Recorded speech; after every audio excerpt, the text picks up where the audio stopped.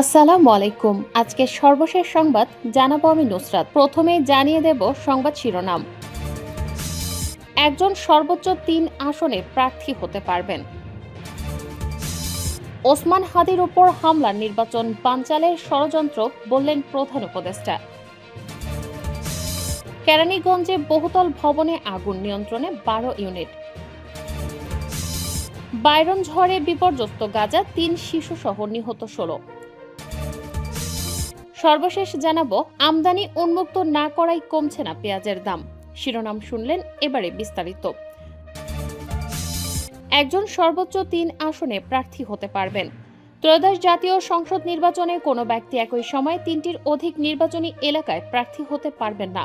গতকাল শুক্রবার নির্বাচন কমিশন সচিবালয়ের উপসচিব মোহাম্মদ মনির হোসেন স্বাক্ষরিত জারি করা এক পরিপত্রে বলা হয়, গণপ্রতিনিধিত্ব আদেশ ১৯৭২-এর ১৩ ক অনুচ্ছেদ অনুযায়ী কোনো ব্যক্তি একই সময়ে ৩টির বেশি নির্বাচনী এলাকায় প্রার্থী হলে তার সবগুলো মনোনয়নপত্র বাতিল বলে গণ্য হবে। পরিপত্রে আরও বলা হয়েছে, রাষ্ট্রীয় লাভজনক পদে অধিষ্ঠিত কোনো ব্যক্তি জাতীয় সংসদ নির্বাচনে প্রার্থী হতে পারবেন না। প্রজাতন্ত্র বা সরকার নিয়ন্ত্রিত কোনো প্রতিষ্ঠানের সার্বক্ষণিক পদে থাকলে তা লাভজনক পদ হিসেবে গণ্য হবে এবং এ ধরনের ব্যক্তিরা নির্বাচন করতে অযোগ্য হবেন। এছাড়া উপজেলা পরিষদ, জেলা পরিষদ ও ইউনিয়ন পরিষদের চেয়ারম্যান, সিটি কর্পোরেশন ও পৌরসভার মেয়র, বিভিন্ন সরকারি স্বায়ত্তশাসিত, আধা স্বায়ত্তশাসিত বা সরকারি অনুদান প্রাপ্ত দপ্তর, প্রতিষ্ঠান, কর্পোরেশন কর্তৃপক্ষের দায়িত্বশীল ব্যক্তি এবং বিদেশে অবস্থিত বাংলাদেশের মিশনে চুক্তিভিত্তিক নিয়োজিত ব্যক্তিবর্গকে প্রার্থী হতে হলে নিয়ম অনুযায়ী পদত্যাগ করতে হবে। প্রার্থীদের নির্বাচনী ব্যয় ব্যবস্থাপনা সম্পর্কেও পরিপত্রে বিস্তারিত নির্দেশনা দেওয়া হয়েছে। এতে বলা হয়, গণপ্রতিনিধিত্ব আদেশ ১৯৭২-এর ৪৪ খ অনুচ্ছেদ অনুযায়ী প্রত্যেক নির্বাচনী এজেন্টকে বা এজেন্ট না থাকলে প্রার্থীকে নিজে তফসিলি ব্যাংকে একটি পৃথক অ্যাকাউন্ট খুলতে হবে। ব্যক্তিগত ব্যয় ব্যতীত নির্বাচন সংক্রান্ত সব ব্যয় এই অ্যাকাউন্ট থেকেই পরিশোধ করতে হবে। নির্বাচন পরিচালনা বিধিমালা ২০২৫ অনুযায়ী মনোনয়নপত্রের সঙ্গে ফরম ২০ এ নির্বাচনী ব্যয়ের সম্ভাব্য উৎসের বিবরণী এবং ফরম ২১ এ প্রার্থীর সম্পদ দায় দেনা ও বাৎসরিক আয় ব্যয়ের বিবরণী দাখিল করা বাধ্যতামূলক। ওসমান হাদির উপর হামলা নির্বাচন বানচালের ষড়যন্ত্র বললেন প্রধান উপদেষ্টা। ইনকিলাব মঞ্চের আহ্বায়ক ও ঢাকা ৮ আসনের সম্ভাব্য স্বতন্ত্র প্রার্থী শরীফ ওসমান হাদির ওপর হামলাকে আসন্ন জাতীয় সংসদ নির্বাচন ও গণভোট বানচালের সুপরিকল্পিত ষড়যন্ত্র হিসেবে আখ্যায়িত করেছেন প্রধান উপদেষ্টা অধ্যাপক মোহাম্মদ ইউনূস। তিনি বলেছেন যে আঘাতে আসুক কোনো শক্তি আগামী নির্বাচন বানচাল করতে পারবে না। শুক্রবার ১২ ডিসেম্বর রাতে রাষ্ট্রীয় অতিথি ভবন যমুনায় উপদেষ্টা পরিষদের কয়েকজন সদস্য এবং আইন শৃঙ্খলা বাহিনীর শীর্ষ কর্মকর্তাদের সঙ্গে জরুরি বৈঠকে তিনি এ মন্তব্য করেন। বৈঠকে প্রধান উপদেষ্টা বলেন, ইনকিলাব মঞ্চের মুখপাত্র হাদির উপর হামলা অন্তর্বর্তী সরকারের মেয়াদে সবচেয়ে উদ্বেগজনক ঘটনা। এটি বাংলাদেশের গণতান্ত্রিক অভিযাত্রার ওপর সরাসরি আঘাত। পরাজিত শক্তি দেশের অস্তিত্বকে চ্যালেঞ্জ করার দুঃসাহস দেখিয়েছে। তিনি আরও বলেন, এ ধরনের হামলার চেষ্টা যে কোনো মূল্যে প্রতিহত করা হবে। দেশের জনগণকে সঙ্গে নিয়ে আমরা শান্তিপূর্ণ নির্বাচন নিশ্চিত করব। বৈঠকে উপস্থিত স্বাস্থ্য মন্ত্রণালয় বিষয়ক বিশেষ সহকারী সাইদুর রহমান জানান, ওসমান হাদির অবস্থা এখনও অত্যন্ত সংকটাপন্ন এবং পরিবারের ইচ্ছায় তাকে এভারকেয়ার হাসপাতালে স্থানান্তর করা হয়েছে। এ প্রসঙ্গে প্রধান উপদেষ্টা বলেন, যে করেই হোক দ্রুততম সময়ে হামলার পরিকল্পনাকারী ও হামলাকারীদের গ্রেফতার করতে হবে। তিনি দেশবাসীকে হাদির দ্রুত আরোগ্য কামনায় প্রার্থনার আহ্বান জানান। বৈঠকে পুলিশের কর্মকর্তারা জানান, হামলার স্থানের সিসিটিভি ফুটেজ সহ গুরুত্বপূর্ণ আলামত সংগ্রহ করা হচ্ছে। প্রধান উপদেষ্টা নির্দেশ দেন, হামলাকারীরা যেন কোনোভাবেই দেশ ছাড়তে না পারে, সীমান্তে তাৎক্ষণিক ব্যবস্থা নিতে হবে। এ প্রসঙ্গে প্রধান উপদেষ্টা বলেন, যে করেই হোক দ্রুততম সময়ে হামলার পরিকল্পনাকারী ও হামলাকারীদের গ্রেফতার করতে হবে। তিনি দেশবাসীকে হাদির দ্রুত আরোগ্য কামনায় প্রার্থনার আহ্বান জানান।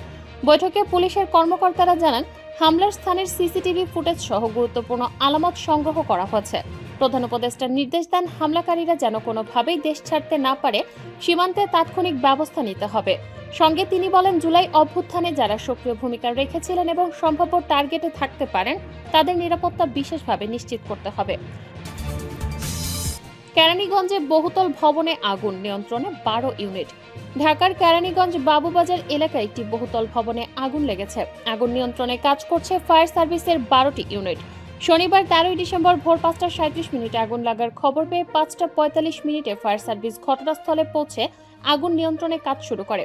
ফায়ার সার্ভিসের মিডিয়া সেলের ইন্সপেক্টর আনোয়ারুল ইসলাম এসব তথ্য জানান।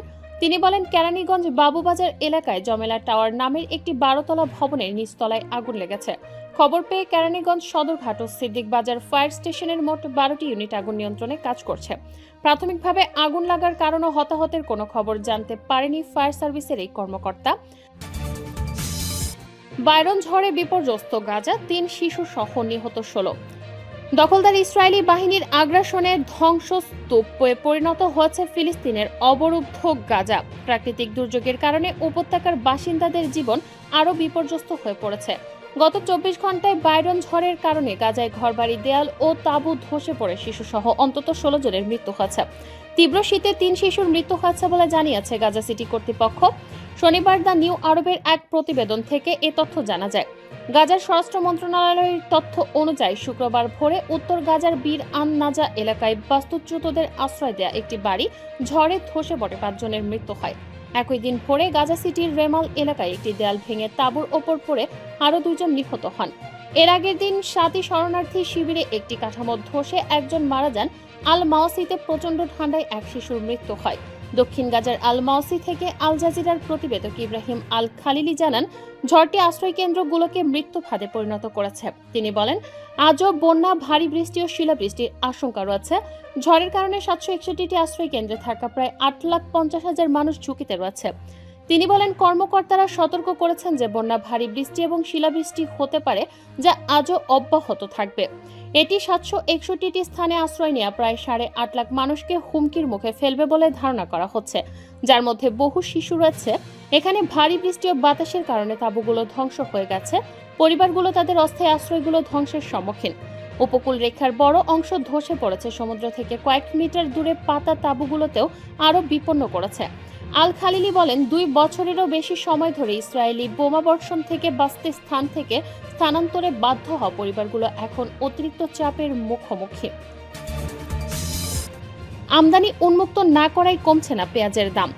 পেঁয়াজের বাজারে ঊর্ধ্বমুখিতা কমছে না। ভারত থেকে পেঁয়াজ আমদানির অনুমোদন দেওয়ার পরও পাইকারিতে দাম কমছে না। খাতুনগঞ্জে পাইকারি বাজারে কমিশনে পেঁয়াজ বেচাকেনা করেন বিক্রেতারা। সীমান্ত থেকে মুঠোফোনে খাতুনগঞ্জের পাইকারি বাজারে পেঁয়াজের দাম নিয়ন্ত্রণে চলে। পাইকারি বিক্রেতাদের অভিযোগ, সরকার পেঁয়াজ আমদানি উন্মুক্ত করেনি, দেখে শুনে কিছু ব্যবসায়ীকে আমদানির জন্য আইপি দেওয়া হয়েছে। এতে বাজারে চাহিদা অনুপাতে পেঁয়াজ না আসায় দাম কমছে না।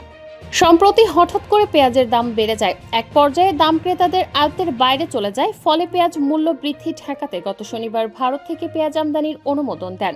রবিবার থেকে আমদানি শুরু হয়। আমদানির খবরে কয়েকদিন পাইকারি বাজারে কেজিতে 20 থেকে 30 টাকা কমে যায়, কিন্তু এখন আমদানির মধ্যেও দাম ঊর্ধ্বমুখী।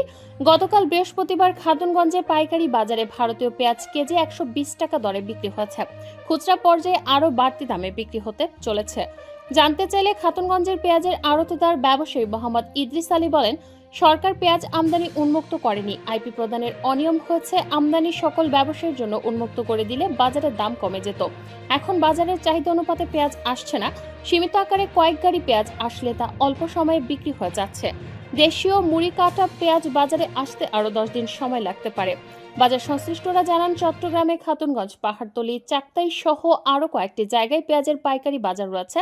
চট্টগ্রামে পেঁয়াজের কোনো আমদানিকারক নেই, সবাই কমিশনে বিক্রি করে থাকেন। গড়ে উঠেছে এক অসাধু চক্র।